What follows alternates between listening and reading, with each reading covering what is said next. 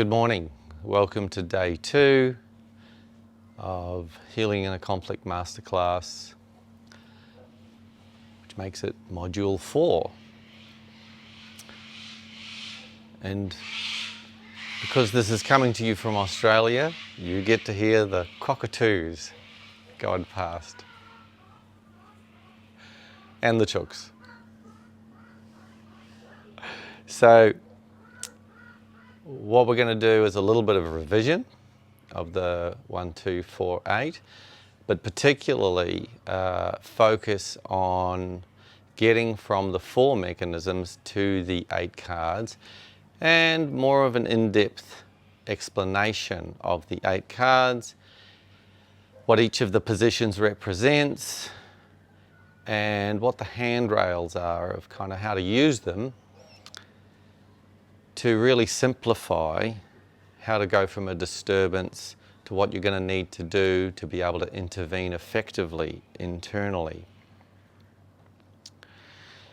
So if we look at the 1, 2, 4, 8, we're looking at one being, every signal is part of it.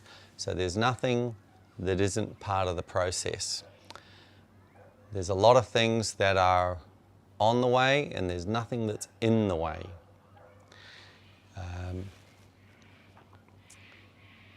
The 2 realities, external and internal. So there's the 5 sense reality, which is the external stuff.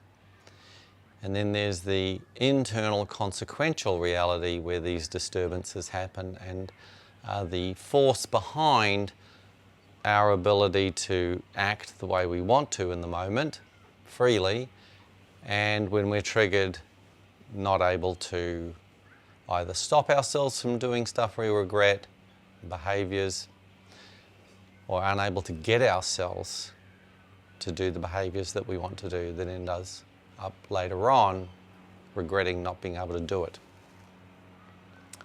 The 4 mechanisms: child, adolescent, adult, and self-distraction, which we'll go into in a bit more detail. These are simply the inevitabilities of what it is to go through the dependent stage of childhood, which sets us apart on that level because we're extremely dependent for an extremely long period of time. And our fight-flight mechanism, anger, fear, has to override our unique expression in order to comply with whatever is expected of us. When that's happening, that inevitably makes us sad, which is the expression well-being, new brain, neocortex side of things, but it also triggers the reptilian brain, the fight-flight response, whereby what happens has to get internalized, so we end up with an internalized critic overriding expression into fearful paralysis, popping out compliance, which is going to be experienced later on as inner criticism, child mechanism. The other 3 mechanisms are all variations on that theme. Eventually, when you get old enough, you're able to go, I'm not going to override internally, I'm going to override externally, which we call acting out. And adult mechanism, where when you are able to have a longer term plan, you're able to override the part of you that in an adolescent mechanism way wants to act out and tell people to get necked in order to keep the job or the marriage or whatever it is that you're trying to maintain. But when you've got 1, 2, and 3 override mechanisms, someone's not a happy camper, and so someone's going to need, when no one's looking, some self-distraction or self-medication. The only distinction between self-distraction and self-medication is that self-medication is a substance, self-distraction is a non-substance, like screens or workaholism, something you're not having to ingest. And so we're going to focus today on the 8 floor cards and how when you understand each of these positions, they act as a handrail, so that whatever it is that the client's bringing, you're able to help them see what is the inevitable position that their signals is showing both you and them. So we're going to spend a bit of time going through them, what the positions are, why they're there, how they interact. And then we're going to do an experience with a client of going through the cards so that you can see exactly how that operates. So now we'll go over to the 8 floor card template and talk about how each of these parts interact with each other. So, the Healing in a Conflict 8 floor card template developed over time from working with people with extreme dissociation, noticing that there are just different positions that are required in order to dissociate, in order to get through the dependent stage of childhood, and that there's an order to that. Now, you have to understand that in the dependent stage of childhood, the child is not thinking this stuff. This is the equivalent of a knee-jerk response, and the central element here is protection, survival, fight, flight mechanism, and the relationship between old brain and new brain being neocortex, expression, well-being. Now, this is a wild simplification of the brains. We're only talking about 2 of them, and there's all sorts of complications involved with that, but this is a huge simplification of that for all of the neuroscientists out there, that gives you the practical thing that you need to understand in order to be able to intervene with your own behavior without having to be a neuroscientist. So let's start off with what each of these positions are and why they're there. So we're going to start off with the viewing platform. So this is where you're going to start from once someone's come in with a disturbance. You're going to get them to begin to have an overview of what it is that the disturbance was. And the emphasis is on the was, because due to the fact that it's actually in the past, it's now a video clip that's followed them to the present moment, but you have to get them to be able to see that, because in our colloquial language, we talk about the past as if it exists, and we talk about the future as if it exists. And of course, the truth is that it doesn't exist in terms of the past or the future, because we don't have a time machine. You can't go back there. And what follows you are what I would call dreaming processes or video clips that are all inside the mind and the being of the individual. They are the projector, they are the screen, they are the dots on the screen, they are what it is that's viewing the movie and what it is that's getting affected by the movie. All of this is happening inside the person.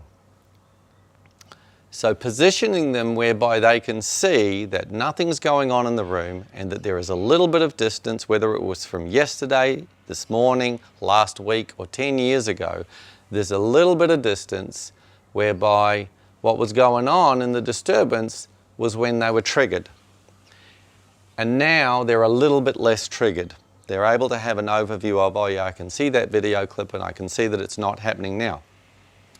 Also important to add here that as you go into any disturbance, because the video clip's going to be playing, depending on what the movie is and how horrific the movie is, the person will still get affected by it. They might start to get a little bit angry, they might start to get a little bit sad, there'll be elements of it.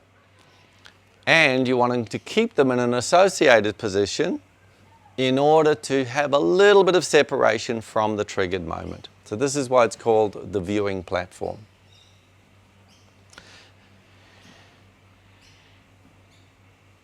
Once you've got some level of associatedness, some level of overview, you're wanting to have that overview very specific to one moment in time. Snapshot of one disturbing moment, not a nanosecond before, not a nanosecond after. So you want to work with all of the dissociative mechanisms that you're going to hear, which are, oh, well, it happened all the time. Oh, this happens all the time. And you're going to go, very good. Pick a finger. Oh, this one? Yes, because it doesn't matter what finger it is. In other words, any one of those moments is going to be fine to work with. What will happen though is that parts whose job it is to keep them dissociated will go, yes, we've got heaps of files.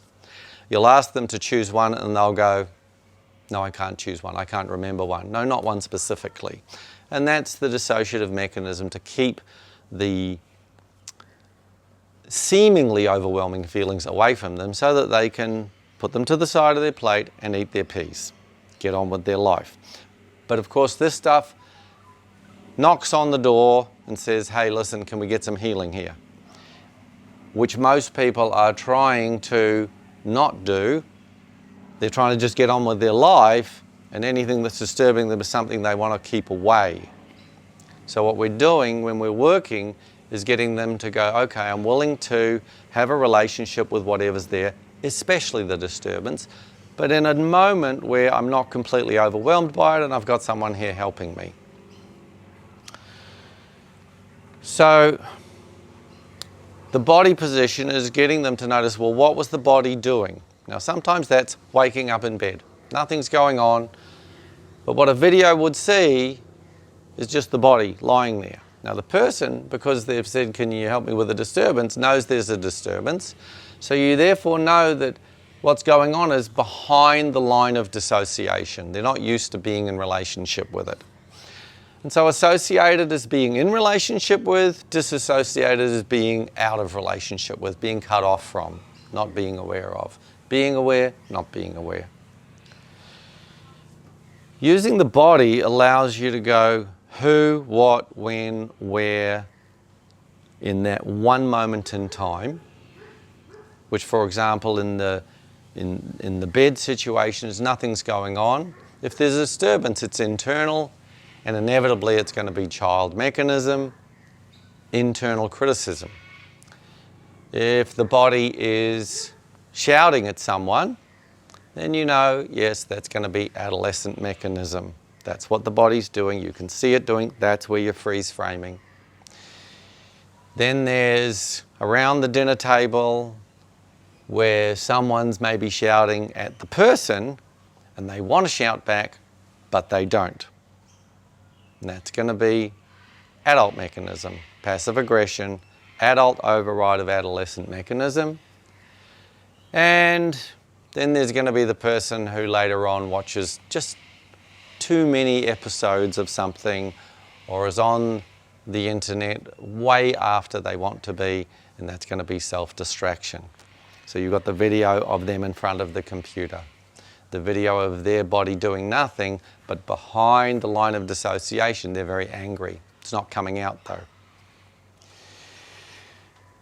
So the body allows you to go to that one moment in time, and the reason it's so important to do the one moment in time is because these mechanisms can change nanosecond to nanosecond. You can have someone who's going from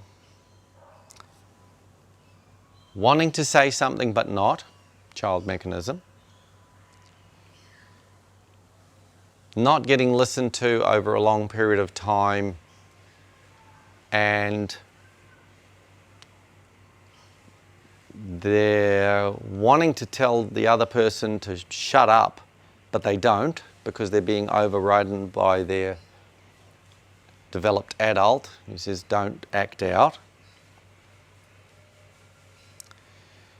And then 1 nanosecond later, anger, criticism, intimidation, the adolescent mechanism pops out and says, okay, I've had enough of this. And after the 10th minute or the 10th year, this part goes, that's it, I've had enough. And the acting out happens. Now that's 3 mechanisms, 1 nanosecond in a row, which is why you have to nail which one is it that is the disturbance. Or it might be the later on that night where they feel terrible about having acted out and they're watching screens and doing things, having a drink, in order to deal with the seemingly overwhelming feelings. So, usually the body's going to show you what the dissociated developed adult's doing, as in not saying or acting out.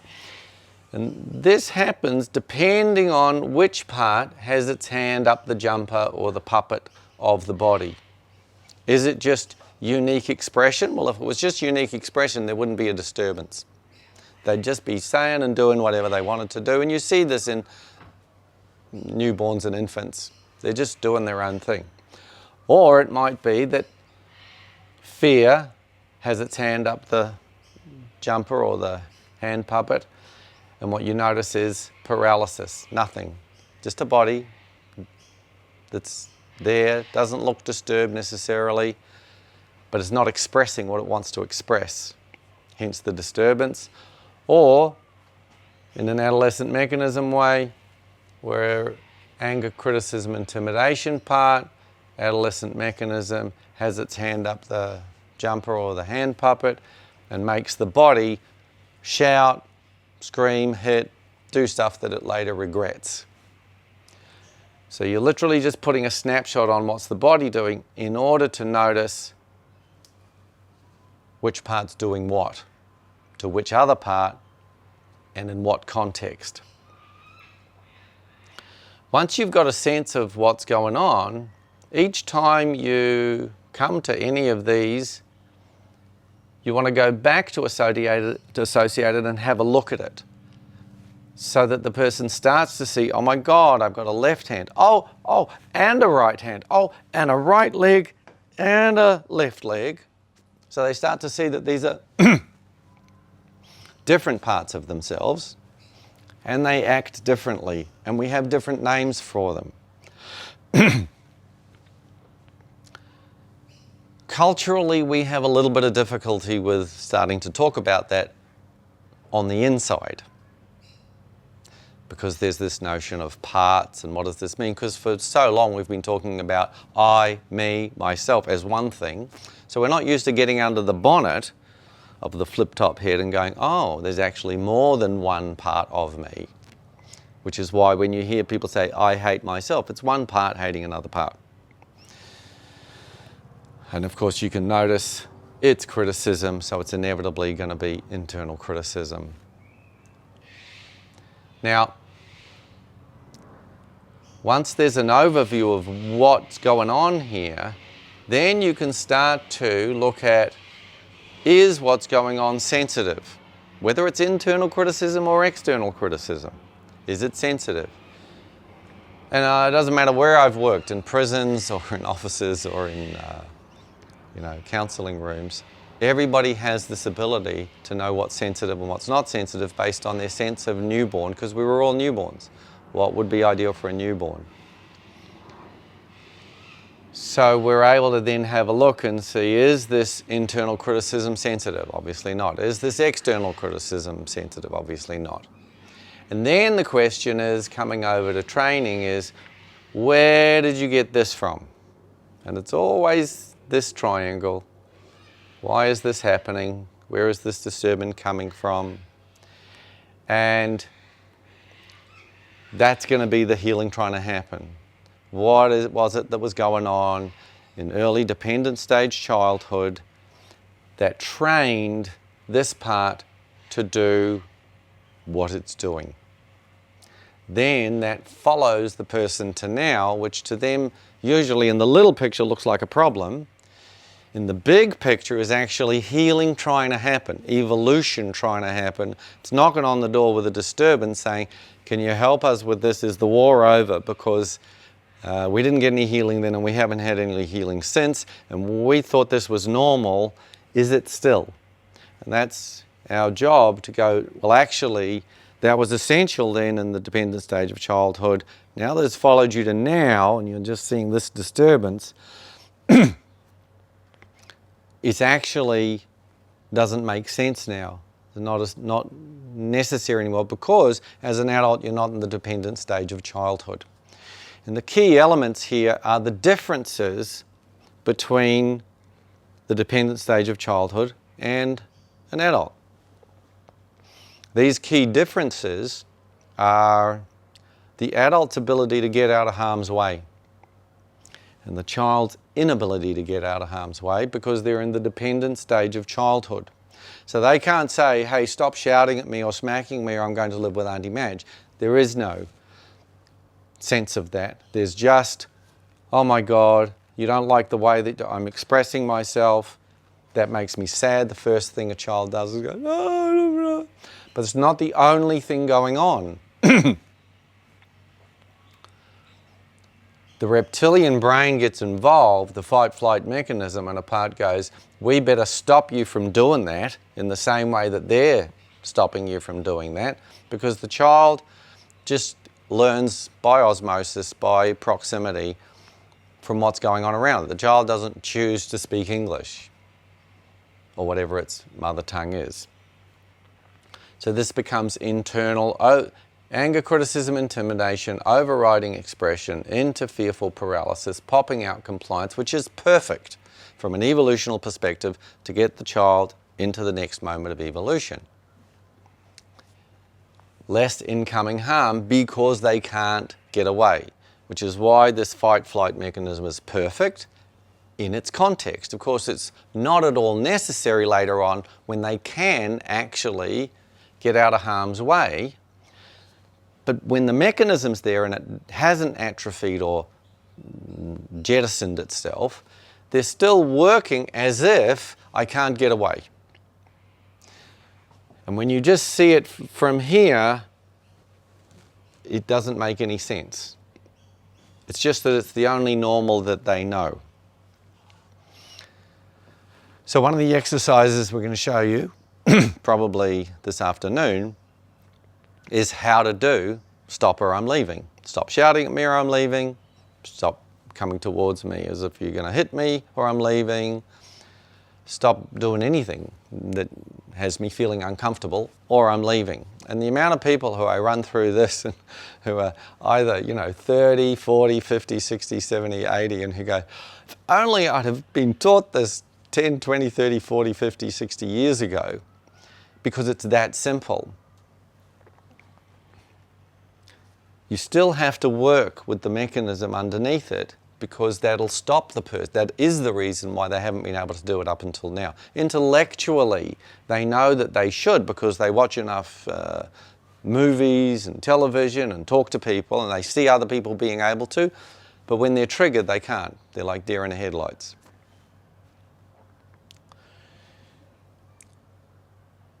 So now you can see that we've visited every part of the 8 floor card template. And you'll know when you're with a client that you're getting close to be able to begin to help them intervene internally when you've visited each of the cards. And they act as a handrail because if you haven't visited one card, you know that the job isn't finished yet. You're missing something. Now, we're going to do some examples of exactly how to take whatever's going on in terms of a disturbance, work out which mechanism it is, and then move to an actual example of working with the cards. But I want to give a little explanation of each of the positions of the cards in terms of making the distinction between the dependent stage of childhood and the adult time, which is to understand that when the parent is doing the overriding, the training, the anger, criticism, intimidation, to override the expression into some level of compliance, you want to understand 2 things. whenever you're dealing with behaviours. There's an intention and there's a method. So the method is anger, criticism, intimidation, but the intention is to be a good parent, to bring up the kid in the best way they know how. So you need to make that distinction in order to maintain that sense of unconditionalness that sees the big picture, that the parent didn't choose the methods that it was trained with that are in its toolbox when on a bad day, when triggered, it's using that method, even though it might have started off going, no, I'm going to be really nice with my children, I'm not going to do what my parents did. And this is understanding what's in the back room that pops out when we're triggered in the form of an adolescent mechanism. When they're using their fight mechanism, their adolescent mechanism, of course it is going to be the child's fight mechanism that mimics it. It's just how it operates. Now, when it comes to the expression and what each of these positions needs, it's very clear. This position needs to be able to express anger with permission and encouragement, much in the same way that we go and do a poo, where we go into a room and we shut the door and we don't inflict it on other people. If we don't do that, bits fall off. We need to be able to do the same with anger. Not do that on our wives, children, colleagues, but to go into a room, shut the door, maybe no one's home, and beat the crap out of the sofa, the punching bag. Most important thing is that there is an adult offering up their body for child parts to express the anger they weren't able to do then and haven't been able to express since, other than indirectly. So the key here is permission and encouragement for the expression of anger. The key here with fear, flight, abandonment, paralysis is the need to be able to do the flight mechanism that the child was unable to do at the time. There was nowhere to go. They couldn't go because this was their survival system. They had to stay.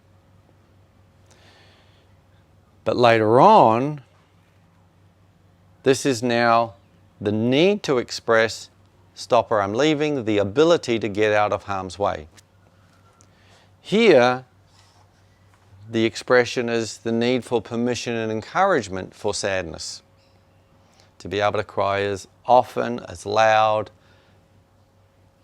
for however long, with permission and encouragement. So it's the same thing, the adult offering up the body for the child to express the sadness that it wasn't able to express then or since, other than indirectly. So these are very key, and these are exercises that will show you exactly how to do so that there's permission and encouragement for each of these in a way that gets stopped in early childhood for good reasons, because it's the dependent stage of childhood and the child's life depends on these people. And we will start to move over to do some actual experiential work with the cards.